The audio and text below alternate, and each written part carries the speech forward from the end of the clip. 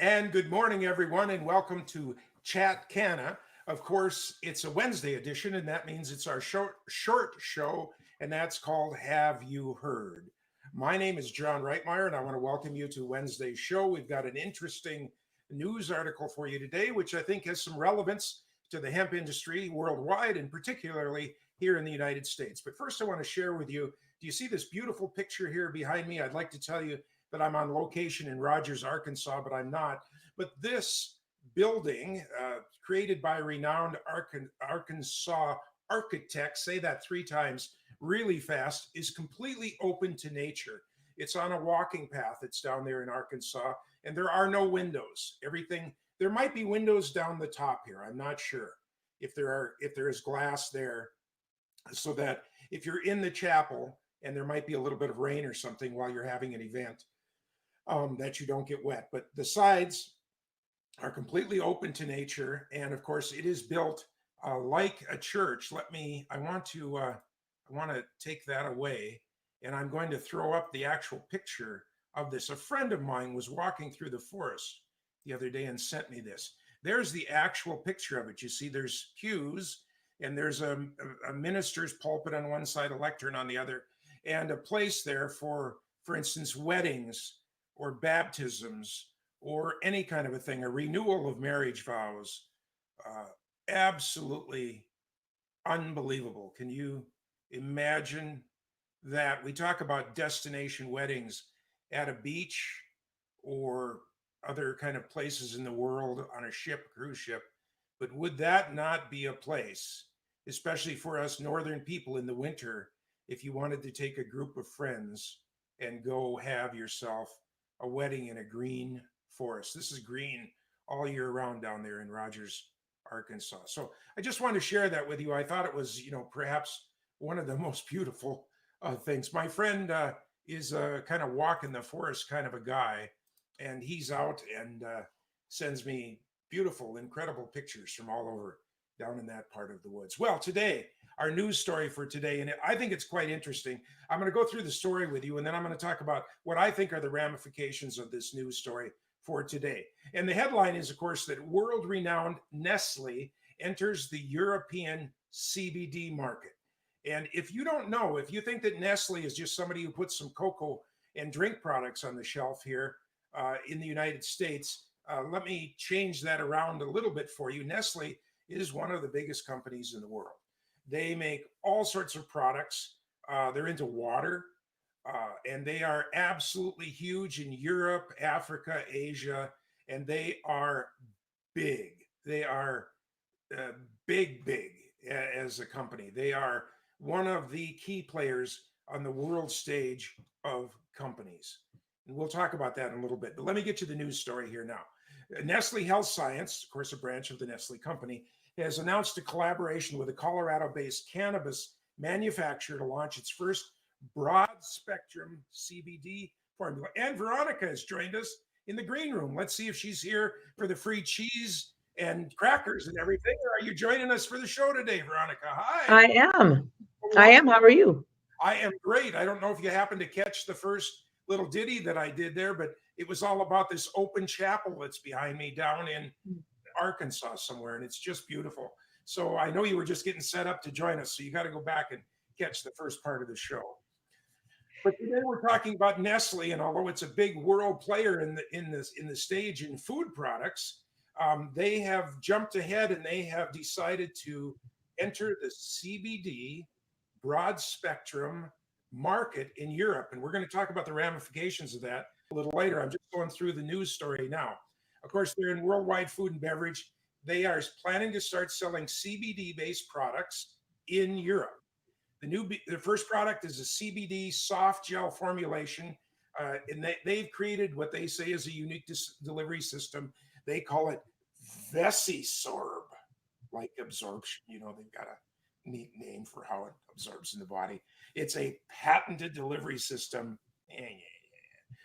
It's lipid-based formula used in products with low absorption to increase their bioavailability. So obviously they put some other products with it so it dissolves a little slower in people's stomachs.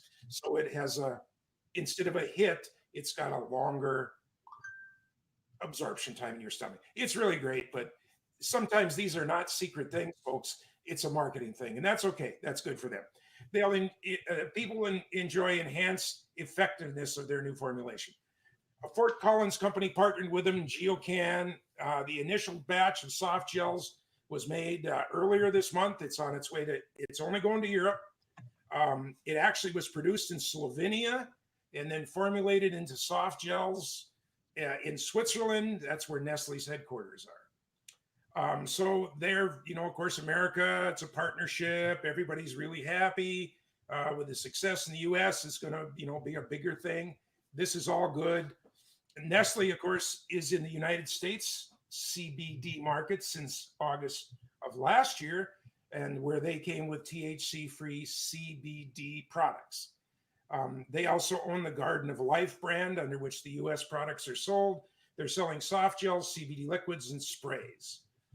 So the launching of this thing in Europe, why is that important to us? Why do we care here in the United States? Well, the number one reason is Europe and the EU have really nasty, mean standards. Now, you and I were talking yesterday about that you test your products when they come in, then you make them into something, and then you test them again, right?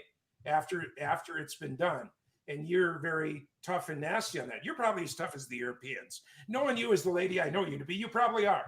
But a lot of people in America aren't, and they don't have to be. The American market is such that you can make your stuff and you send it out. And until somebody complains, But in Europe, you don't dare put one soft gel or one tincture or one of anything on the shelf until it's been gone through by laboratory after laboratory to be free of that list you gave yesterday, which included, help me out here, pesticides, Heavy metals, heavy metals, molds. mold, all these kind of things.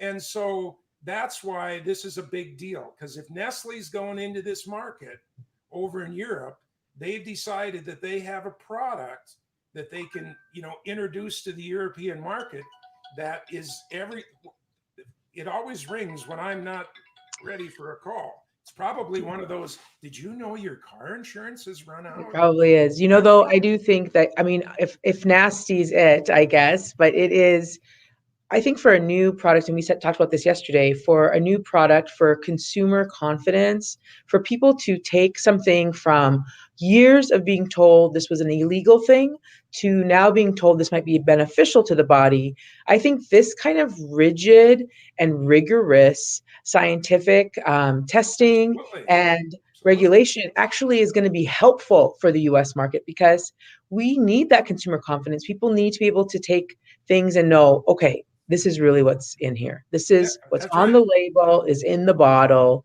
and we um and we have a little ways to go.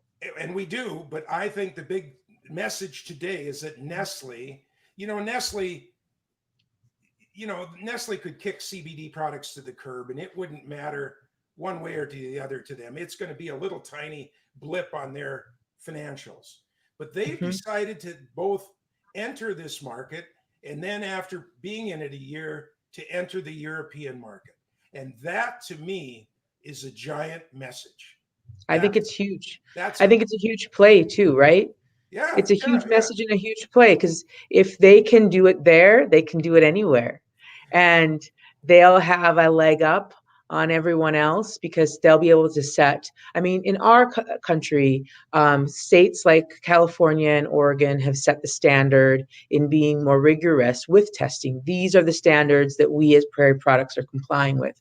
Many people will just call them the Oregon or California standards, because they have been more vigilant when it came to thinking about pesticides or the impact of anything else. So Yep. many states in the US have followed that. So Nestle might end up pushing the envelope for corporations, and we'll see many corporations following their lead. What do you think? Well, I think so, but that's the idea is Nestle has decided to both raise this bar to European standards, and they think that there's going to be both enough profit in it, and they think that there's a market for it, because they do test upon study upon whatever, and they've gone for it. And that to me is the signal saying this is here to stay. This is not a blip on the radar. This is not a fad that's come and gone like a lot of things have.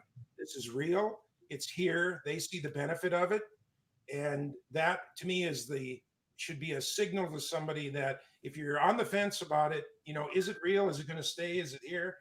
This is to me is a this is a the hammer is down on this when a company like that, they didn't just do this to try it for a couple of years. They're in it because they feel that there's a genuine suction in the marketplace for this product, and that they're going to be in it to make some money on it, and they don't want to Absolutely. make. I actually think the hammer came down when archaeologists found a mummified body with a pipe with marijuana, right? Yeah, Or cannabis. What we know that mummified body having a strain of hemp with it is undeniable. This is a botanical that has been with us for how many years? That this isn't some creation in the lab. This isn't. This hippies on is the corner. It isn't a hippie thing on the corner. No, really, it's been mainstream until till recently when we thought it was something really bad, and now Mhm. that's gotten changed. So that's the benefit. You're But one totally of the arguments sometimes you'll hear is, well, people are growing, this isn't your mother's hippie stuff, right? And that's true because this isn't your mother's corn. This isn't your mother's soybeans. These aren't your mother's beets, right? Like we right. will always innovate the plants that we choose to tame and make huge leaps in how those plants produce more for us. That's right. That's right. So it's an exciting time. That was the message today was that, Nestle's jumped in. And to me, that's the big thing in the market. So that's our Have You Heard for today. Tomorrow, are we confirmed yet? Do we have a confirmation? We don't. We don't. So no, We no, believe no, we nothing believe out. we believe that we will. We're all booked up for next week and into the next week.